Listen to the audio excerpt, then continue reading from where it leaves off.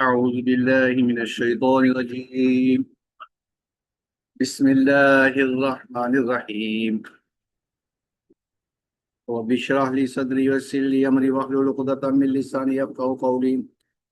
سبحانك لا علم لنا إلا ما علمتنا إنك أنت العليم الحكيم.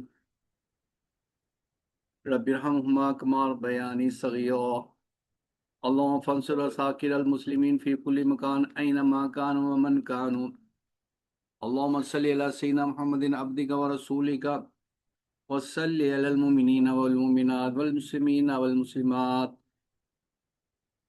يا حي يا قيوم برحمتك نستغيث. أصلح لنا شأننا كله ولا تكلنا إلى أنفسنا طرفة عين.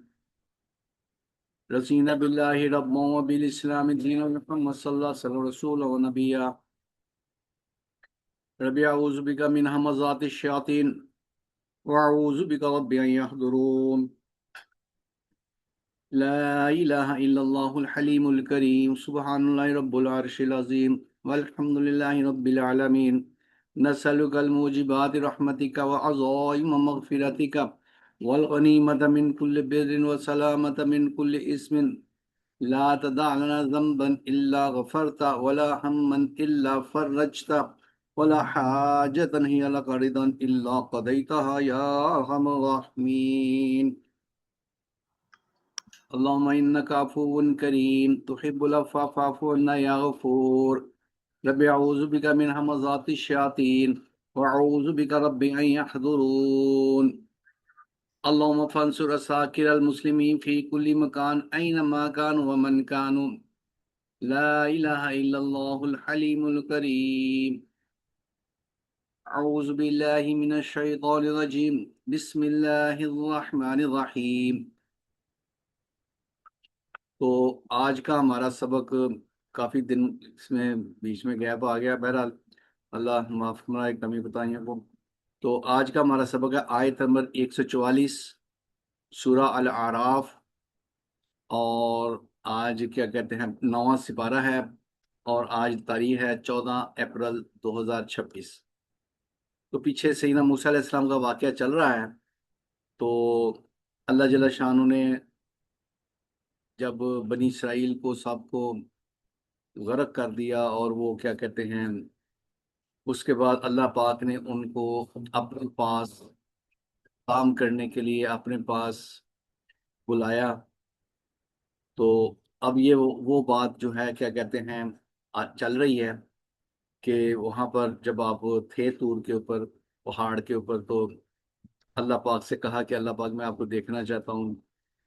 اللہ پاک نے فرمایا تھا کہ بھئی دیکھو تم مجھے نہیں دیکھ سکتے، ہاں ایک شرط ہے کہ اگر میں اس پہاڑ کے اوپر اپنی تجلی ڈالوں گا اور وہ پہاڑ اگر اپنی جگہ پر ٹھہرا رہا تو پھر تم بھی دیکھ لینا.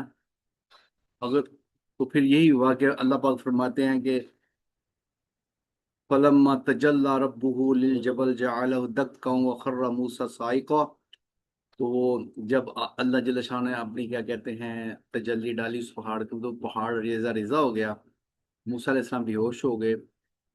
تو فلما افاق قال سبحانک تبت الیک وانا اول المؤمنین، کہ اللہ پاک تو ہر کمی کوتاہی سے پاک ہے، میں اپنی کوتاہی اپنی غلطی کے اوپر معذرت چاہتا ہوں، معافی چاہتا ہوں، آپ کی طرف رجوع کرتا ہوں، اور میں آپ کی ذات کے اوپر سب سے پہلے ایمان لانے والا ہوں.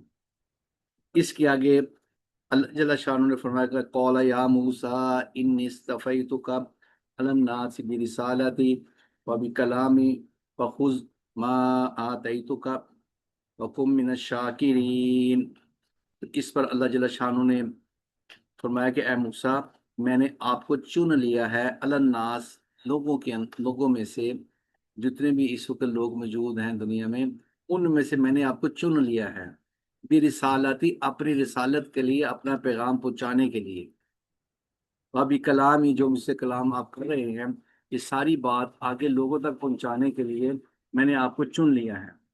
اور اب کیا ہے فخذ ما آتیتک وکن من الشاکرین، اور اس بات کو اچھی طرح پکڑ لیں، اس بات کو سمجھ لیں، اس بات پر عمل پیرا ہو جائیں، ماں آتے تو کا، جو کچھ اللہ پاک کہہ رہے میں نے آپ کو عطا کیا ہے اس کو مضبوطی سے پکڑ لیں، اس پر عمل پیرا ہو جائیں، وَقُم مِّنَ الشَّاکِرِین، اور شکر گزار بندوں میں شامل ہو جائیں، اللہ کا شکر ادا کرنے والوں میں شامل ہو جائیں۔ تو اللہ جل شانہ ہمیں بھی اس کا توفیق عطا فرما دے کہ ہم بھی اللہ کی شکر ادا کرنے والے بنیں۔ تو جیسے جیسے اس قرآن کا علم آتا چلا جائے ہمارے شکر میں اضافہ ہوتا چلا جائے۔ فرمایا اللہ پاک فرمایا وَكَتَبْنَا لَهُ فِي الْأَلْوَاحِ من كل شيء وموعظة وتفصيلا لكل شيء فخذها بقوة وأمر قومك يأخذوا بأحسنها سأريكم دار الفاسقين۔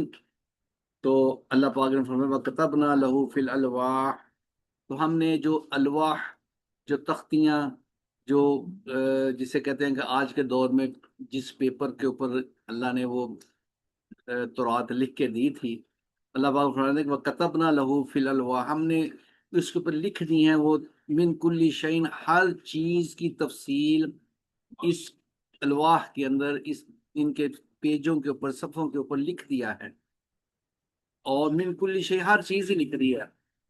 اور دوسری بات ہے موعظۃ و تفصیلا لکل شیء، اور تمام قسم کی نصیحتیں وہ بھی ساری کی ساری اس میں درج کر دی ہیں، تفصیلا لکل شیء، اور ہر چیز کی تفصیل بھی ساتھ میں بیان کر دی ہے۔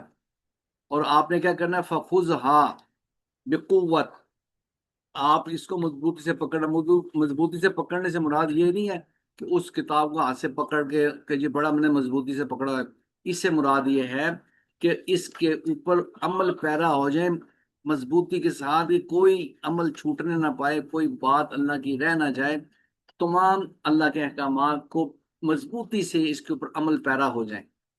یہ فخذھا بقوہ یہاں تو لکھا ہے پکڑ لے، پکڑ لینے سے مراد یہ ہے کہ اس پر عمل پیرا ہو جائیں، اور جو کچھ تفصیل اور نصیحتیں آپ کو کی جا رہی ہیں اس کو مضبوطی سے پکڑ لیں۔ یہی قرآن مجید کے بارے میں اللہ پاک نے کہا ہے، اور یہی کیا کہتے ہیں بات ہمارے لیے بھی ہے کہ قرآن مجید کے اندر آنے والی تمام باتوں کو ہم مضبوطی سے پکڑ لیں۔ اور فرمایا وَأْمُرْ قَوْمَكَ، اور اپنی قوم کو حکم دیتے رہیں، یَأْخُذُوا بِأَحْسَنِهَا، کہ وہ بھی اس کے اچھے انداز سے اس کی باتوں پر عمل پیرا ہو جائیں۔ اپنی قوم کو بھی اس بات کا حکم دیتے رہیں کہ وہ بھی اس پر اچھے انداز سے عمل پیرا ہو جائیں، یعنی کہ اس کے اندر اچھا انداز اختیار کریں عمل پیرا ہونے کے لیے۔ سَأُرِيكُمْ دَارَ الْفَاسِقِينَ، تو جو فاسق لوگ ہیں، جو نافرمان لوگ ہیں، میں ان کو پھر ان کو دکھا دوں گا کہ وہ جو بھی نافرمانی کرے گا وہ پھر دیکھ لے گا کہ اس کے ساتھ کیا ہونے والا ہے۔ آگے فرمایا سأصرف عن آیاتی الذین یتکبرون فی الارض بغیر الحق، اور دوسری بات یہ کہ میں جو فاسق لوگ ہیں، جو نافرمان لوگ ہیں، سأصرف عن آیاتی الذین، اور میں ان سے اپنی آیات کو پھیر دوں گا، دور کر دوں گا، یتکبرون، جو تکبر کرتے ہیں، اللہ کی نافرمانی کر رہے ہیں، فی الارض بغیر الحق، زمین کے اوپر بلا وجہ ناحق تکبر کرتے ہوئے اللہ کی نافرمانی کر رہے ہیں، میں ان سے تیری ان آیات کو پھیر دوں گا۔ آگے اللہ پاک نے ایک ضابطہ بیان کیا، فرمایا کہ وَإِن يَرَوْا كُلَّ آیَةٍ لَا يُؤْمِنُوا بِهَا، جو اللہ کے نافرمان ہیں، جو فاسق ہیں، ان کو جتنی مرضی اللہ کی نشانیاں دکھا دی جائیں، جتنی مرضی آیتیں پڑھ کر سنا دی جائیں، لا یؤمنوا بها، یہ ایمان نہیں لائیں گے۔ اور ان کا کلچر اور ان کا مزاج یہ ہے وَإِن يَرَوْا سَبِيلَ الرُّشْدِ لَا يَتَّخِذُوهُ سَبِيلًا، اور اگر انہیں سیدھے راستے کی رہنمائی کر دی جائے، سیدھا راستہ دکھا دیا جائے کہ یہ اللہ اور اس کے رسول کا راستہ ہے، تو فرمایا کہ لا يَتَّخِذُوا سَبِيلًا، اس راستے پر نہیں چلیں گے، اس راستے کو اختیار نہیں کریں گے۔ مزاج کے اندر نافرمانی جب بھری ہوئی ہو تو اللہ کی آیات دیکھ کر بھی ایمان نہیں لاتے، اور جو سیدھا راستہ کو دکھا دے، سمجھا دے، اس کے باوجود اس کی پیروی نہیں کرتے۔ اور فرمایا کہ وہیں یرو، اور اگر یہ دیکھیں کہ سبیل الغی، کہ جو نافرمانی والا راستہ ہے، یتخذوہ سبیلا، اس راستے کو بڑی جلدی اس کے اوپر چلنا شروع کر دیتے ہیں۔ جو اللہ کی نافرمانی والا راستہ ہے، جب اس کے بارے میں پتہ چلے تو فوراً اس طرف چلنا شروع کر دیتے ہیں۔ تو یہ جو جن کے اندر فسق و فجور کا مزاج آ جاتا ہے، تو اللہ ہماری سب کی بھی حفاظت فرمائے۔ ہم اس پہ غور کریں کہ ہم اللہ کے راستے کی بات کو سن کر فوراً اس کی طرف چلنا شروع کر دیتے ہیں، کہ یہاں کے دوسری بات کو سنتے اس کی طرف چلتے ہیں۔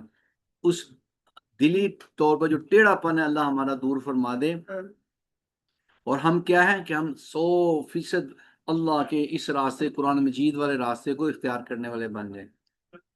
اللہ کہہ رہے ہیں کہ یہ جو ان کے اندر نافرمانی والا مزاج ہے نا، کہ جب اللہ کی نافرمانی والا راستہ دیکھتے ہیں، نافرمانی والے کام دیکھتے ہیں، فوراً اس کے پیچھے چل پڑتے ہیں۔ یہ کیوں ہے؟ ذالک بانہم کذبوا بآیاتنا وکانوا عنہا غافلین، یہ اس وجہ سے کہ انہوں نے ہماری آیات کو جھٹلایا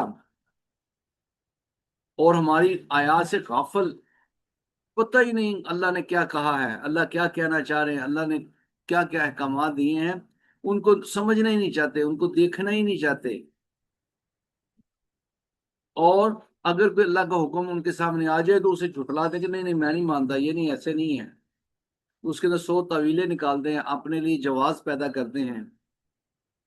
اللہ کہتے ہیں کہ یہ اس وجہ سے ان کے اندر یہ خامی اور مسنگ ہے، اس کی وجہ سے پھر یہ بے دینی اور گمراہی والے راستے پر چلتے ہیں۔ آگے اللہ پاک نے فرمایا والذین کذبوا بآیاتنا ولقاء الآخرۃ حبطت اعمالهم، تو اللہ کہتے ہیں سن لو، اچھی طرح سمجھ لو، والذین کذبوا بآیاتنا، جن لوگوں نے ہماری آیات کو جھٹلایا، نہ مانا، ولقاء الآخرۃ، اور آخرت کی ملاقات کو بھی نہیں مانتے، کہ ہمارا قیامت میں دوبارہ اٹھنا کوئی نہیں ہے، اللہ سے ملاقات کوئی نہیں ہونی۔ اللہ کہتے ہیں حبطت اعمالهم، پھر ان کے سارے کیے ہوئے اعمال ضائع کر دیے جائیں گے۔ تو اس سلسلے میں یہ مسلمانوں کے لیے یہ آیات قرآن مجید میں نازل اس لیے فرمائی گئی ہیں کہ مسلمان، اب تمہارے لیے قرآن نازل ہو چکا ہے، تمہارے لیے آیات اللہ کی آ چکی ہیں، تم ایسا نہ کرنا،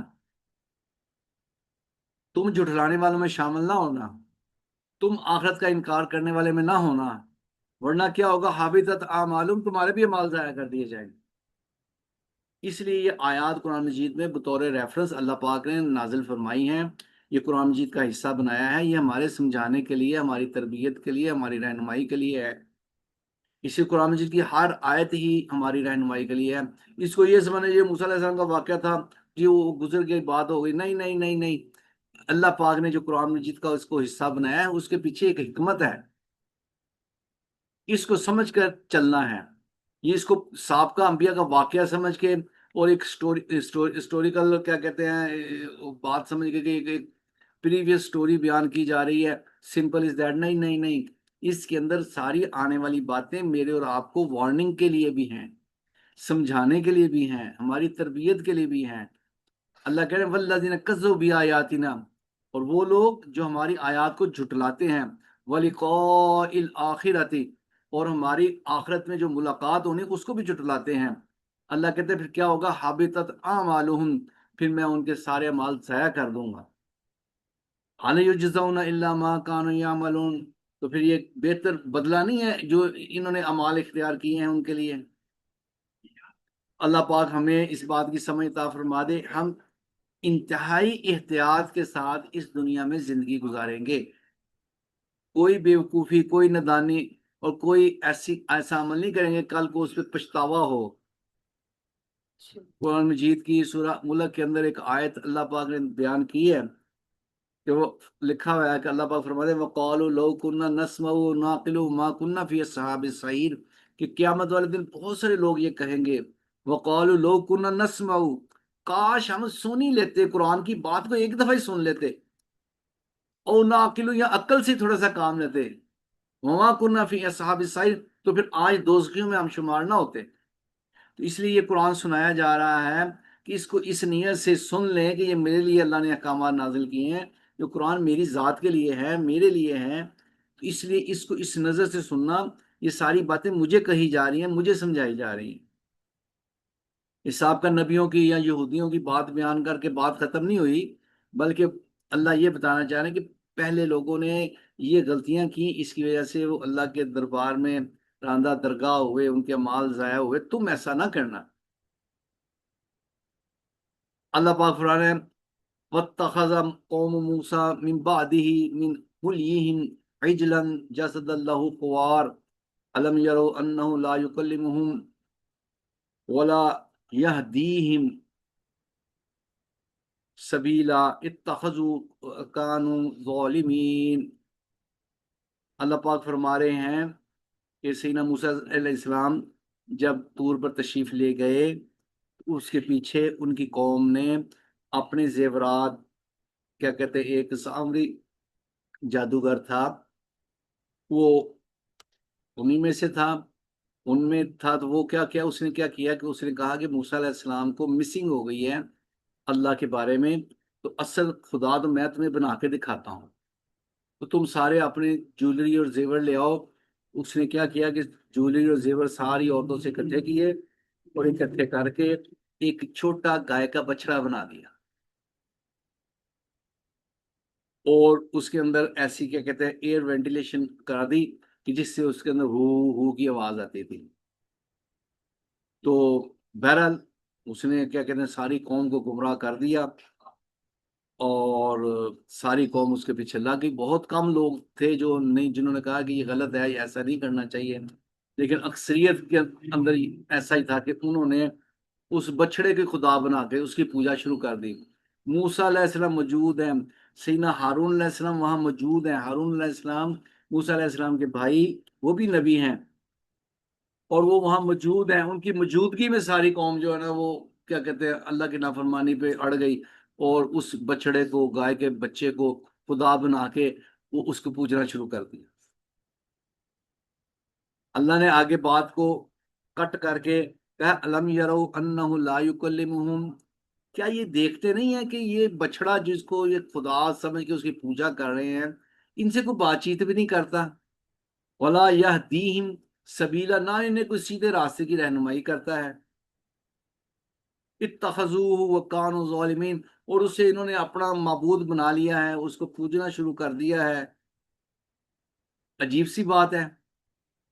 تو بہرحال کہنے کا مقصد یہ ہے کہ جب گمراہی اور بے دینی آتی ہے تو نبی کی موجودگی میں، حالانکہ یہ وہ قوم تھی، پیچھے بڑی مشقت اٹھائی تھی اس نے فرعون کے عذاب اور اس کے، کیا کہتے ہیں، سختیوں کی وجہ سے، اور پھر اللہ کی مدد دیکھی، وہ سارے غرق ہوئے، ان کے سامنے، آنکھوں کے سامنے ڈوب گئے، لیکن اس سب کے باوجود پھر بھی، کیا کہتے ہیں، وہ گمراہی پر اڑ گئے، اور وہ اس بچڑے کو خدا بنا کے پوجنا شروع کر دیا۔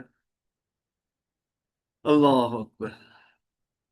تو بہرحال آگے اللہ پاک فرماتے ہیں وَلَمَّا سُقِطَ فِي أَيْدِيهِمْ وَرَأَوْا أَنَّهُمْ قَدْ ضَلُّوا، اور پھر کچھ عرصے بعد ان کو احساس ہو گیا کہ یہ ہم نے غلطی کر دی ہے، اور پھر اس کو، کیا کہتے ہیں، توڑ دیا، اور پھر اللہ کہتے ہیں وَرَأَوْا أَنَّهُمْ قَدْ ضَلُّوا قَالُوا لَئِن لَّمْ يَرْحَمْنَا ربنا ويغفر لنا لنكونن من الخاسرین۔ صدق اللہ۔ تو اللہ پاک فرما رہے ہیں فلما سقط فی ایدیہم ورأوا انہم قد ضلوا قالوا لئن لم يرحمنا ربنا ويغفر لنا لنكونن من الخاسرین۔